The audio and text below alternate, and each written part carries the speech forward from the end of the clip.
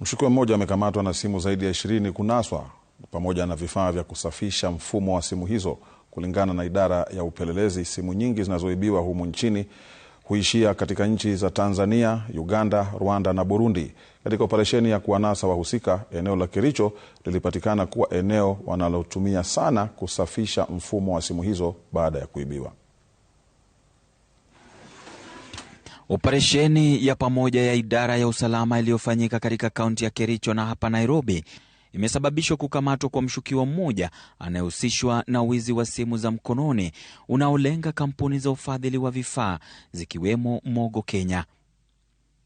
Operesheni hiyo ilitekelezwa kwa ushirikiano na maafisa wa DCI, ikiwa ni sehemu ya juhudi zinazoendeleza kuvunja mitandao ya kihalifu inayohusika na wizi wa simu zinazochukuliwa kwa mikopo. Buying the device, you don't pay and then you take it maybe to a local fundi with software and then they kind of unlock the phone and you end up not paying for the loan.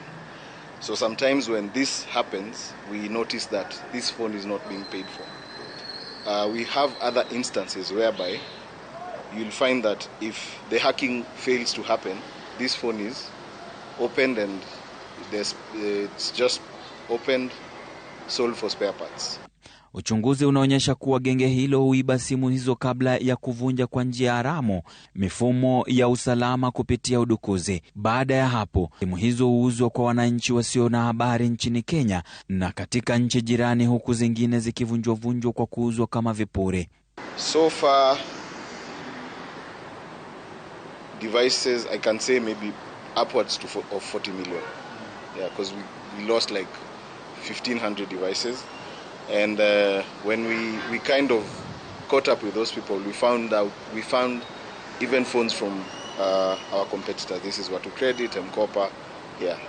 Wakati wa operesheni hiyo, simu kadhaa zinazomilikiwa na Mogo Kenya na kampuni nyingine washirika zilipatikana. Mshukiwa alikamatwa katika duka moja la kukarabati simu mjini Kericho. Akithibitisha tukio hilo, afisa mkuu wa upelelezi wa jinai wa Londiani, DCIO, Kelo Musimi, alisema uchunguzi bado unaendelea na akaongeza kuwa kesi inayohusiana na tukio hilo iko mbele ya mahakama ya Molo, huku kesi zingine zikiwa hapa Nairobi. We have other cases under investigations that may lead to arrest of other more suspects and after the investigations will be arraigned in court. Aidha, amewataka wananchi kuwa waangalifu na kununua simu za mkononi pekee kutoka kwa wauzaji waliosajiliwa na kuidhinishwa. Ode Francis, Runinga ya Citizen, Nairobi.